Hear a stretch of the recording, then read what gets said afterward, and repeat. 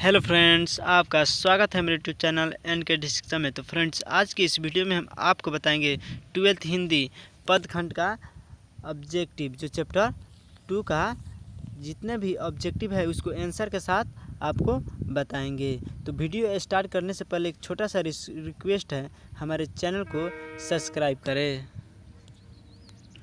तो चलिए बिना कुछ देरी करते हुए वीडियो को स्टार्ट करते हैं। हमारा पहला प्रश्न है, कृष्ण भक्ति शाखा के कवि हैं। तो इसका आंसर सी होगा, सूरदास। इसका आंसर सी होगा।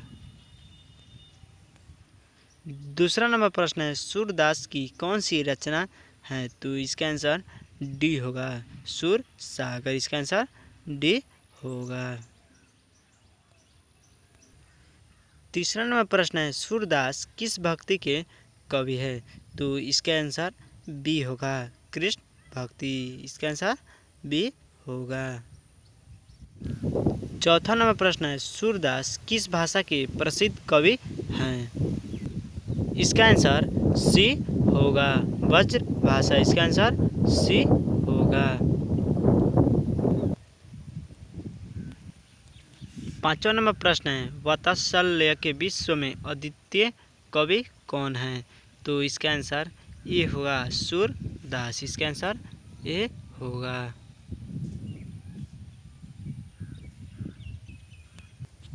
छठा नंबर प्रश्न है, सूरदास किस धारा के कवि हैं? तो इसका आंसर बी होगा, कृष्णाश्रयी। इसका आंसर बी होगा। सातवां नंबर प्रश्न है, कृष्ण कहाँ बैठकर भोजन कर रहे हैं? तो इसका आंसर ए होगा, नंद की गोद में। इसका आंसर ए होगा।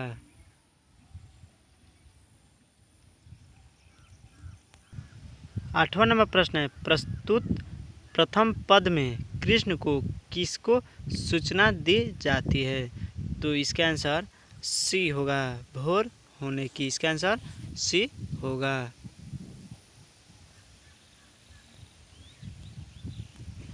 नौवां नंबर प्रश्न है, सूरदास हिंदी साहित्य के किस काल के कवि हैं? तो इसका आंसर बी होगा, भक्ति काल। इसका आंसर बी होगा। 10वां नंबर प्रश्न है, कौन सी रचना सूरदास की नहीं है? तो इसका आंसर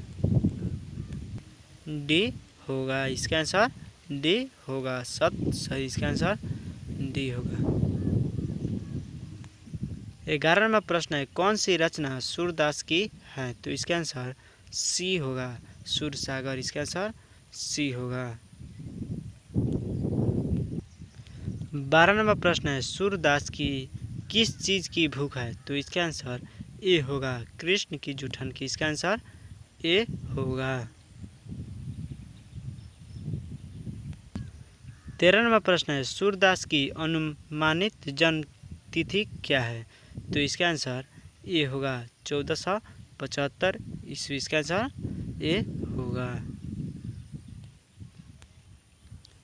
14 नंबर प्रश्न है, निम्नलिखित में से कौन सा कवि अष्टछाप का नहीं है? तो इसका आंसर सी होगा, जायसी। 15 नंबर प्रश्न है, कछुक खात कछुक धरनी गिरावत छवि निरखित नंद रनिया में कौन सा अलंकार है? तो इसका आंसर डी होगा, अनुप्रास। इसका आंसर डी होगा। 16 नंबर प्रश्न है, कंवल कुसुम फूले नर नारी सूर्य श्याम में कौन सा अलंकार है? तो इसका आंसर बी होगा, अनुप्रास। इसका आंसर बी होगा। 17 नंबर प्रश्न है, साहित्य लहरी किनकी रचना है? तो इसका आंसर बी होगा, सूरदास। इसका आंसर बी होगा। 18 नंबर प्रश्न है, सूरदास की रचनाओं की भाषा क्या है? तो इसका आंसर बी होगा, ब्रज भाषा। 19 नंबर प्रश्न है, सूरदास के दीक्षा गुरु का नाम क्या था? तो इसका आंसर सी होगा, वल्लभाचार्य। इसका आंसर सी होगा। 20 नंबर प्रश्न है, सूरदास किस मार्ग में दीक्षित हुए? तो इसका आंसर सी होगा, पुष्टि मार्ग। इसका आंसर सी होगा। 21 नंबर प्रश्न है, वल्लभाचार्य से मिलने के पूर्व सूर किस भाव के पद गाते थे? इसका आंसर सी होगा, दैन्य। इसका आंसर सी होगा। 22 नंबर प्रश्न है, सूरसागर किसकी रचना है? तो इसका आंसर बी होगा, सूरदास। इसका आंसर बी होगा। 23 नंबर प्रश्न है, द्वितीय पद में किस खाद्य पदार्थ का उल्लेख नहीं हुआ है? तो इसका आंसर डी होगा, अपूप। इसका आंसर डी होगा। 24 नंबर प्रश्न है, सूरदास की कृति है? तो इसका आंसर सी होगा, साहित्य लहरी। इसका आंसर सी होगा। 25 नंबर प्रश्न है, सूरसागर किस भाषा में रचित है? तो इसका आंसर सी होगा, ब्रज भाषा। 26 नंबर प्रश्न है, सूरदास के संकलित पदों में कौन सा रस है? इसका आंसर बी होगा, वात्सल्य रस। 27 नंबर प्रश्न है, कन्या का क्या अर्थ होता है? तो इसका आंसर डी होगा, गोद। इसका आंसर डी होगा, डी होगा।